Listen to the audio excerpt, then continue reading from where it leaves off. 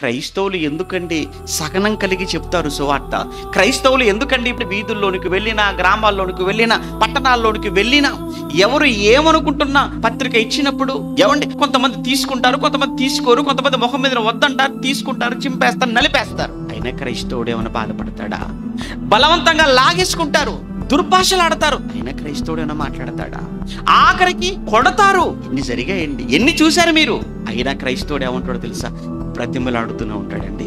Please please please చదువుకోండి please అండి, 2 నిమిషాలండి, ఎవడో ఒక 10 నిమిషాలని చెప్పేసి వెళ్ళిపోతామండి.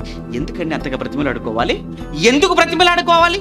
బ్రతిమలాడుకునేది మన కోసం కాదు, వారి కోసం బ్రతిమలాడుతున్నాం. ప్లీజ్ మీరు దేవునితో మీరు సమాధాన పడండి.